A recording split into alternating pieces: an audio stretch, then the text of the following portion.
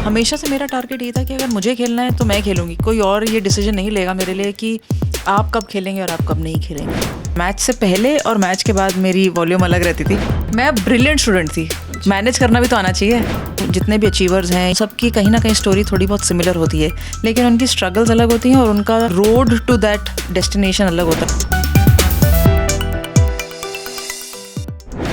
आदाब, मेरा नाम है सरवत और आप देख रहे हैं ऑर्डिनरी। मैंने बहुत सारे लोगों से ये सुना है कि हमारी ज़िंदगी एक सफ़र है, पर एक औरत के लिए ये सफ़र एक नारी से ऑर्डिनरी बनने का होता है। और ऐसे ही एक ऑर्डिनरी आज हमारे साथ है, Anjum Chopra, the first women cricketer जिन्होंने 100 ODI खेले, इंडियन क्रिकेट टीम की कैप्टनसी की और 17 सालों तक इंडियन क्रिकेट टीम की कैप पहने रही। सो अंजुम, वेलकम टू ऑर्डिनरी। शुक्रिया, थैंक यू। तो सबसे पहले तो मुझे ये पूछना है, क्योंकि मुझे बहुत एक्साइटमेंट है इस बात को लेके कि सचिन और सौरभ, ठीक है, दोनों ओपनर्स थे। अब एक लेफ्ट हैंड से लिखता था पर खेलता राइट हैंड से था, और एक राइट हैंड से लिखता था और लेफ्ट हैंड से खेलता था। आप भी ओपनर हैं और आप लेफ्ट हैंड से खेलती हैं, राइट? तो लिखती किस हाथ से? मैं राइट से लिखती हूँ, लेफ्ट से खेलती हूँ, राइट से लिखती हूँ। तो इसमें थोड़ा कन्फ्यूजन नहीं होता किससे पकड़ें किससे खेलें? मतलब एक हैंड तो ज़्यादा। मैंने सोचा वो दोनों इतने बड़े खिलाड़ी हैं और उन्होंने इतना सब कुछ प्राप्त किया, तो मैं दोनों का मिश्रण कर लूँ, दोनों हाथ से खेल लूँ और दोनों हाथों से लिख लूँ। लिख नहीं पाती लेफ्ट से, बट आई थिंक क्रिकेट में एक मिथ है या एक अलग कहावत है कि आप अगर राइट हैंडर हैं तो आप राइट आपका डोमिनेटिंग हैंड है, लेकिन एक्चुअली क्रिकेट टॉप हैंड से खेली जाती है, जिसमें अगर आप राइट हैंडर हैं तो लेफ्ट हैंड मेरा, जब मैं बल्ले को पकड़ूंगी तो लेफ्ट हैंड मेरा टॉप हैंड होगा। तो क्रिकेट टॉप हैंड गेम है, बॉटम हैंड गेम नहीं है। बॉटम हैंड तो हम T20 में बना देते हैं, क्योंकि हमें जब ज़्यादा लंबे शॉट्स तो दूर तक मारने होते हैं। तो कहीं ना कहीं अगर मैं लेफ्ट हैंडर हूँ तो मेरा टॉप हैंड राइट हो जाता है।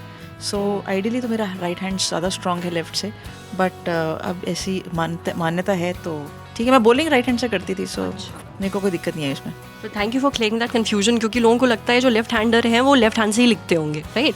करेक्ट, लेफ्ट हैंडर हैं तो लेफ्ट हैंड से लिखते होंगे, लेफ्ट हैंड से खेलते होंगे और उनका predominant hand, strong hand left होगा, ऐसा नहीं है। आई थिंक लेफ्ट हैंड से भी खेलते हैं तो लेफ्ट हैंड टॉप हैंड है, लेकिन राइट तो कहीं ना कहीं सपोर्ट करता ही है। आई थिंक कन्फ्यूजन आता है जब आप लेफ्ट हैंडर बनते हैं, तो आप लेफ्ट हैंडर अगर कहलाते हैं तो राइट हैंड मेरा डोमिनेटिंग हैंड हो गया, क्योंकि मेरा स्ट्रॉन्ग हैंड टॉप हैंड है, तो इस वजह से। हम लोग जो क्रिकेट फील्ड पे होते हुए देखते हैं वो तो हमें टीवी पे दिखता रहता है, बट अंदर जो हो रहा होता है उसमें भी बहुत इंटरेस्ट होती है। जैसे कि ड्रेसिंग रूम, उसमें क्या हो रहा होता है? मतलब सबसे ज़्यादा शैतान आपके टाइम पे कौन था उस ड्रेसिंग रूम में? बहुत सारे खिलाड़ी रहे हैं। शैतान तो आई थिंक मोमेंट से बन जाते हैं। अगर आपने मैदान में अच्छा खेला होता है तो जब आप ड्रेसिंग रूम में आते हैं तो आपकी बातों का लेवल और वॉल्यूम अलग होता है। अब आप हार के आते हैं तो वॉल्यूम अलग होता है, और किसी ने कुछ अच्छा किया होता है तो सब लोग कुछ ना कुछ एक कमेंट कर रहे होते हैं। बट अमूमन ज़्यादातर नॉइजी ड्रेसिंग रूम ही होता है। बहुत कम लोग होते हैं जो एक कोने में चुपचाप बैठे होते हैं, ऐसा देखने को बहुत ही रेयर होता है। कोई याद है आपको जैसे सबसे ज़्यादा परेशान करके रखा था सबको? आई थिंक ये पिक करना ज़्यादा आसान है कि कौन कम बात करता था। तो जैसे अभी मिताली है, थोड़ा कम बात करती हैं, लेकिन थोड़ा कम बात करती हैं। या इवन जब मैं भी खेलती थी तो मैं कम बात करती थी, एटलीस्ट जब तक मैच चल रहा था। मैच से पहले और मैच के बाद मेरी वॉल्यूम अलग रहती थी। लेकिन जब मैच चल रहा होता था तो मैं थोड़ा कम बोलती थी और सिर्फ मैच की तरफ ध्यान देती थी। तो हमने ये सुना है कि मिताली क्रिकेट बैटिंग करने से पहले ना वो बुक्स पढ़ती हैं, तो उस टाइम पे भी वही सेम चीज़ करती थी? नहीं, मैंने भी विश्व कप में ही देखा है कि बैटिंग करते समय वो बुक पढ़ के अंदर जा रही हैं। बुक्स पढ़ने का शौक है उनको, लेकिन मैंने कभी बैटिंग करने जाने से पहले उनको बुक पढ़ते नहीं देखा। मैंने भी विश्व कप में देखा है, बट अगेन काफ़ी समय हो गया, 3-4 साल हो गए हैं जब हमने ड्रेसिंग रूम शेयर नहीं किया। सो कुछ हैबिट्स नई पिक होती हैं, सफ़र करती हैं, जब वो ट्रैवल करते हैं तो वो ज़रूर पढ़ती हैं, मैंने देखा है उनको। हम तो एग्ज़ाम में जाने से पहले भी किताबें नहीं उठाते। आप तो किताबें उठाने की बात कर रहे हैं, हमारे पास किताबें होती ही नहीं थी। अच्छा, ऐसा क्यों? पता ही कहाँ होता था कौन सी बुक है। वो तो अगर हमारे दोस्तों ने किताबें इशू करा रखी हैं तो हम उनको ये कहते हैं अब हमें किताब इशू मत करा के दो, आप उस किताब का निष्कर्ष निकाल दो और ये बता दो कि क्या चीज़ पढ़नी है। अब इतनी मोटी बुक इशू करा के लाइब्रेरी से क्या पढ़ेंगे? एग्जाम के टाइम पे भी ऐसी हेल्प मिल जाती थी। नहीं, मैं वो तो पीछे वाले को बोल के आती थी कि तू पढ़ के रही हो, अगर, और बैकअप के लिए सामने वाले को बोल देती थी कि आप भी पढ़ कर आना, कि इनकेस अगर उसको आंसर नहीं आएगा तो आप बता देना। आप अच्छी स्टूडेंट थी स्कूल या कॉलेज में? मैं ब्रिलियंट स्टूडेंट थी। मैनेज करना भी तो आना चाहिए, आगे वाला पीछे वाला साइड से। तो मैं बहुत ब्रिलियंट स्टूडेंट थी। Managing is a very difficult art. So management में मैंने यही सीखा, how to manage your time and how to manage people. I hope हर कोई ये सीख ले, स्पेशली मैं। आपकी एक नई वेब सीरीज़ आने वाली है, तो उसके बारे में हमें कुछ बताइए। तो उसका नाम क्या है और वो किस बारे में है? Web series actually chat show है, नाम है डिफरेंट स्ट्रोक्स। तो आइडिया ये है कि मैं हमेशा इस साइड पे रही हूँ जब मैंने आंसर दिए हैं, तो मेरी कोशिश थी कि मैं एक दूसरी तरफ जाके देखूँ और उन लोगों से चर्चा करूँ, क्योंकि मुझे लगता है कि बहुत सारे लोगों, जितने भी अचीवर्स हैं या जो परफॉर्मर्स हैं, उन सब की कहीं ना कहीं स्टोरी थोड़ी बहुत सिमिलर होती है, लेकिन उनकी स्ट्रगल्स अलग होती हैं और उनका रोड टू दैट डेस्टिनेशन अलग होता है। तो वो कैसे निकल कर आए, और ये सारी चीज़ें सीरियस मैटर में नहीं, थोड़े आराम से माहौल में, हंसी मजाक के माहौल में उन चीज़ें बताई जाएँ, ताकि जो सुन भी रहा है उसके लिए इंस्पिरेशनल भी हो और थोड़ी बहुत इन्जॉयबल भी हो। बीच में एक ऐसा टाइम था जब आपने वापस कम बैक किया था as captain of the Indian cricket team. कुछ टाइम तक आपने नहीं खेला था, तो उस टाइम पे क्या हुआ था? मतलब आपको ऐसा लगा था क्रिकेट छोड़ देते हैं या कोई रीज़न था? हाँ, ऐसा लगा था कि छोड़ देते हैं, और बार बार एक ही चीज़ क्यों की जाए, बिकॉज़ एक लेवल के बाद आपको लगता है कि आप अपने आप पे सवाल उठाते हैं कि क्यों, किस लिए खेलना है और क्या खेलना है। तो मुझे उसका आंसर हमेशा ये आता था कि मैं अपने आप के लिए खेल रही हूँ, मैं किसी और के लिए नहीं खेल रही।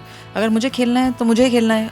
ज़्यादा ज़्यादा चयन करता मुझे पिक नहीं करेंगे, लेकिन अगर उन्होंने पिक नहीं किया तो मैं उनको कोई मौका नहीं दूंगी कि मुझे ड्रॉप करने का। मैं इतने रन बना दूं या इतने अच्छे परफॉर्मेंस कर दूं कि मुझे वो पिक करें ही करें और मैं भारतीय टीम में खेलूं। तो वो एक चैलेंज था। तो जब बीच में 1 सवा साल मैंने खेला नहीं था, मैं फेयर फैक्टर करने भी चली गई थी और क्रिकेट इतनी ज़्यादा थी भी नहीं, तो मैंने जब ब्रेक ले लिया था, उसके बाद जब मैं वापस डोमेस्टिक क्रिकेट खेलने आई, दिल्ली टीम को लीड कर रही थी, तो हम डोमेस्टिक चैम्पियन बने। पहली बार दिल्ली 35 इयर्स में डोमेस्टिक वुमेंस चैम्पियनशिप जीता था। फिर हम T20 फाइनल भी खेल रहे थे और जोन भी खेल के जीत गए। सो हमारे लिए नॉर्थ जोन दिल्ली के लिए एक सीज़न बहुत सक्सेसफुल था। और उसके बाद सिलेक्टर्स, नई सिलेक्शन कमेटी आई थी, उन्होंने बोला कि 2013 विश्व कप आ रहा है, ये 2011 की बात है, तो हम चाहते हैं भारतीय टीम को लीड करें। तो मैंने तब भी उनसे यही कहा था कि मैं अभी एक एक सीरीज़ करके खेलूँगी। 1 साल तो बहुत दूर है, एक एक सीरीज़ करके खेलते हैं। तो हमेशा से मेरा टारगेट ये था कि अगर मुझे खेलना है तो मैं खेलूँगी, कोई और ये डिसीजन नहीं लेगा मेरे लिए कि आप कब खेलेंगे और आप कब नहीं खेलेंगे। So that was always the game. You come from a family जहाँ पे हर कोई ना कोई स्पोर्ट खेलता है, राइट? जी, सब स्पोर्ट्स पर्सन है, तो कौन क्या खेलता था? मेरे ग्रैंडफादर हैं नाना जी, जो ओलंपियन कॉमनवेल्थ गेम्स एथलेटिक्स में पार्टिसिपेट करते थे। 400 metres used to be runner, plus cricket commentator रहे हैं। मेरी मदर जो हैं वो कार रैली जीती हुई 83-84 में, women's car rally, Himalayan car rally जीती हैं। मेरे फादर गोल्फ खेलते हैं। मेरा ब्रदर भी क्रिकेट खेला है, दिल्ली स्टेट के लिए 17-19 खेला है। मेरे मामा हैं, वो इंडिया ए तक के लेवल तक क्रिकेट खेले हैं, and he was a very good opening bat wicket keeper Rohit सानी। तो सभी लोग खिलाड़ी हैं, सभी लोग खेल में रहे हैं। मेरे पेट्स भी खेलते हैं, तो बॉलें छुपा के रखनी पड़ती हैं फ्रिज के ऊपर, नहीं तो उनके हाथ लग गए तो वो या तो थोड़ी देर तक खेलते रहेंगे, जब थक जाएंगे तो वो कट जाएंगी बॉलें। तो इसलिए सभी लोग खिलाड़ी हैं। तो मतलब जब आपने पहली बार बताया होगा कि आपको स्पोर्ट्स में ही करियर बनाना है, तब कोई ऑपोजिशन या फिर वो डांट फटकार नहीं पड़ी थी? नहीं, on the country I think encouragement तो घर से ही आती है, और घर से ही आई थी। तो वैसे भी हम इतने ब्रिलियंट स्टूडेंट थे कि उन्होंने बोला कि अगर आप खेलना चाहते हो तो खेल ही लो, पता नहीं एटलीस्ट पैरेलल एक प्रोफेशन तो बन जाएगा। ओके, अब सबसे आखिरी सवाल ये है कि आपकी लाइफ की ऑर्डिनरी कौन है? आई थिंक मेरी लाइफ में एक नारी है जिनका रोल सबसे ज़्यादा है, वो है मेरी मदर। आई थिंक वैसे usually mothers play that role, and मेरी मदर ने तो ऑफ कोर्स मतलब जब से हम स्कूल में थे, मेरा ब्रदर, तब से हमारे नॉट ओनली होमवर्क और स्कूल की फॉर्मेलिटीज़ पूरी करना, बट इवन टिल डेट मैं आज भी कमेंट्री करती हूँ तो she is the first one who TV चलाएंगी, देखेंगी, या अगर टीवी पे नहीं हो सकता तो ऑनलाइन फॉलो करती हैं। तो she is the only one, problem मैं कह सकती हूँ, जिनको ये पता होगा कि मैंने किस समय क्या बोला, क्या पहना, मैं कैसी लग रही हूँ, मेरा हेयर स्टाइल कैसा है। तो सारी चीज़ें जो हैं तो इस स्तर पर लाने वाली ऑफ कोर्स मेरी मदर हैं। तो I think she is been the backbone of the success not only for me but even for my family. बचपन को कोई किस्सा ऐसा याद है जब तुड़ाई हुई थी, पिटाई हुई थी या कुछ? बहुत हुई है बहुत हुई है। ऐसा तो आई थिंक जब तक स्कूल से पास नहीं हुई थी तब तक तो बहुत ऐसा मौका आता था कि कॉपियाँ छुपानी पड़ती थी घर के अंदर जाके कि ये तो मिली नहीं तो टीचर ने वापस नहीं करी, और ये एग्ज़ाम शीट का आंसर अभी तक आया ही नहीं है, पूरे मार्क्स आए नहीं है। तो वैसे बहुत बारी हुई है। मेरा ब्रदर निकल जाता था कोई ना कोई मेरे से बड़ा भी है, तो जब उसकी टर्न खत्म हुई तो मेरी टर्न आई और फिर मेरी टर्न बहुत लंबी चली। ये कॉपी छुपाने वाली चीज़ मैंने भी की है, but thank you so much Anjum. और ये थी अंजुम चोपड़ा हमारे साथ, और हमारी तरफ से उनको उनकी वेब सीरीज़ के लिए बहुत सारी बेस्ट विशेस। और साथ ही हम एक्साइटेड हैं एशिया कप में, जहाँ पे आई थिंक हम अंजुम को देखेंगे, राइट? जी हाँ, फाइनल विश्व कप एशिया कप का कवर होगा और उम्मीद है कि वहाँ आवाज़ गूंजेगी। तो थैंक यू सो मच। अगर आपको हमारा ये वीडियो पसंद आया हो तो ऐसे ही और कंटेंट के लिए हमारे फेसबुक पेज को लाइक करिए और हमारे ऑर्डिनरी यूट्यूब चैनल को सब्सक्राइब करिए। Thank you.